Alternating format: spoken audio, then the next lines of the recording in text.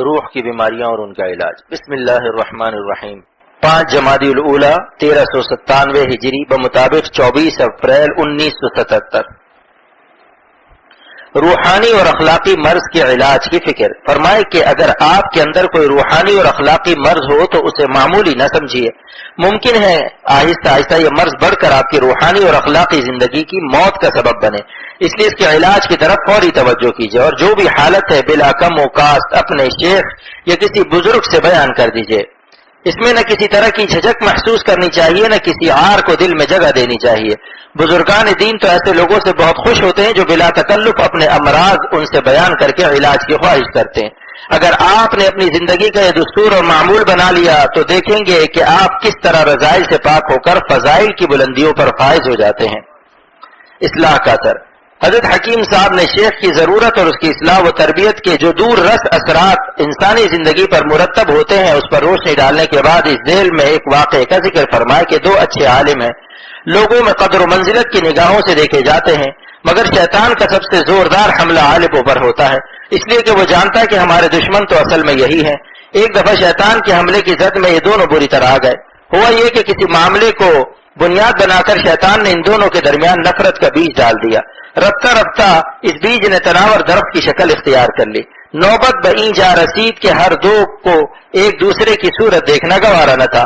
ہر جانب سے سخت غم و غصہ کا اظہار، ذہنی گھٹن ان دونوں کو پریشان کر رہی تھی۔ صلح و صفائی کی کوئی دوا کارگر نہ ہوئی، بلکہ حال یہ تھا کہ مرض بڑھتا گیا جوں دوا کی۔ ان میں سے ایک کا اصلاحی تعلق ایک مرشد کامل سے تھا۔ ایک دن ان کے دل میں خیال آیا کیوں نہ حضرت کو صورتحال کی اطلاع دے کر مشورہ طلب کیا جائے۔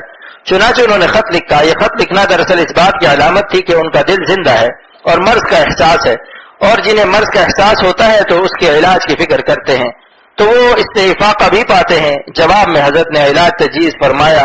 اس کے 5 اجزاء تھے۔ نمبر 1، آپ انہیں سلام میں پہل کرنے کی کوشش کریں۔ نمبر 2، کبھی کبھار اپنے گھر پر انہیں بلا کر ناشتے کی دعوت دیں۔ نمبر 3، ہدیہ و تحفہ دینے کا معمول رکھیں۔ نمبر 4، اپنی مجلسوں میں ان کی خوبیوں کا ذکر کریں۔ نمبر 5، خلوت اور جلوت میں ان کے لیے دعا کریں۔ ان 5 باتوں میں سے کوئی بات ایسی نہیں تھی جو ان کے نفس اور طبیعت پر بار کا موجب نہ بنے۔ گویا یہ ایک نہایت مفید مگر تلخ دوا تھی جس کا حلق سے نیچے اترنا دشوار تر تھا، مگر تجویز شیخ کامل کی تھی، عمل میں لائی گئی۔ آہستہ آہستہ تقدر ختم ہونے لگا، نفرت محبت میں بدلتی گئی، انبساط نے انقباض کی جگہ لینا شروع کیا، یہاں تک کہ 2 دل جو کچھ دنوں پہلے بہت دور تھے آپس میں شیر و شکر ہو گئے۔ ہر ایک کا چہرہ دوسرے کے لیے گلاب کی طرح کھلنے لگا۔ انہوں نے خود ایک مرتبہ مجھ سے فرمایا کہ میں نفرت و عداوت میں زیادہ اعتدال سے بہت دور جا پڑا تھا۔ اگر میں اپنے مرشد سے رجوع نہ کرتا اور میری اصلاح نہ فرماتے تو میں ہلاک ہو جاتا۔ میرا جی چاہتا ہے کہ حضرت پر اپنی سوجان فدا کروں اور گر کر ان کے قدموں سے لپٹا رہوں کہ ان کی برکت سے کیسی پرسکون حیات عطا ہوئی۔ فرمایا کہ یہ شیخ کی اصلاح اور ان کی باتوں کو مان لینے کا اثر ہے۔ اگر آج کسی شیخ کامل سے اپنا تعلق قائم کرنے اور ان کی اصلاحی باتوں کو مان لینے کا جذبہ عام ہو جائے تو سینکڑوں برائیاں ہماری زندگی سے نکل جائیں اور ان کی جگہ اچھائیاں لے لے۔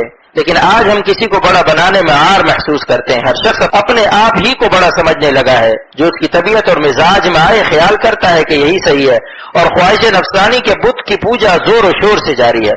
پھر اس ماحول میں اخلاقی اور روحانی امراض کا علاج ہو تو کیوں کر ہو، اور زندگی صاف ستھری بنے تو کیوں کر بنے۔ ضرورت ہے کہ ہم اپنے اندر بھلے برے کی تمیز پیدا کریں اور اپنی اصلاح سے کسی بھی لمحے غافل نہ رہیں اور اپنے کو کبھی مستقل بذات نہ سمجھیں۔ حضرت تھانوی رحمت اللہ علیہ فرمایا کرتے تھے جس نے اپنے کو مستقل بذات سمجھا وہ مستقل بد ذات ہو جاتا ہے۔ ہمیشہ اپنے اوپر کسی بڑے کا سایہ رکھے اور اب ان سے مشورہ لیتا رہے۔ مشائخ بھی اس سے مستغنی نہیں ہے، انہیں بھی اگر بڑا نہ ملے تو اپنے معاصرین یا چھوٹوں سے مشورہ لے لینا چاہیے، اور ارشاد فرمائے کہ شیخ اول کے انتقال کے بعد فوراً دوسرا شیخ منتخب کر لینا چاہیے۔ ہفتے اختر حضرت حکیم صاحب مدذلو نے مجلس کے آخر میں جو باتیں ارشاد فرمائی ہیں انہیں ہم اختصار کے پیش نظر 7 میں محصور کر کے مجموعی طور پر ایک ہی عنوان کے تحت ذیل میں پیش کر رہے ہیں۔ نمبر 1، آج کل بدگمانی کی بیماری عام ہے، اچھے لوگ اس میں مبتلا نظر آتے ہیں۔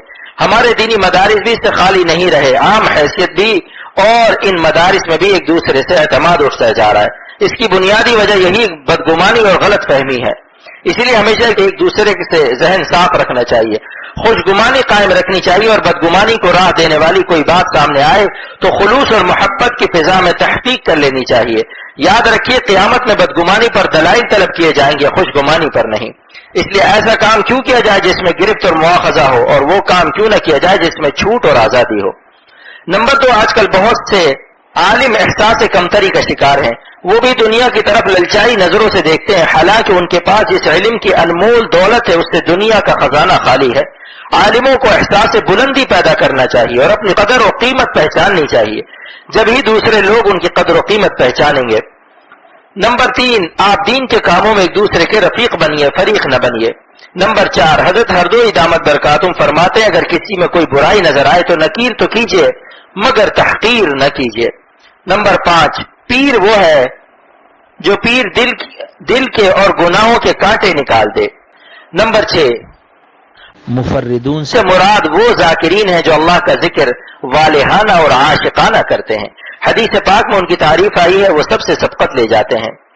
نمبر 7، کسی انسان کو خارش ہو تو جب تک وہ اپنے جسم کو کھجلاتا رہتا ہے بڑا مزہ آتا ہے، لیکن چھوڑنے کے بعد ہی اس کے درد کی لہر شروع ہو جاتی ہے اور وہ اذیت محسوس کرتا ہے۔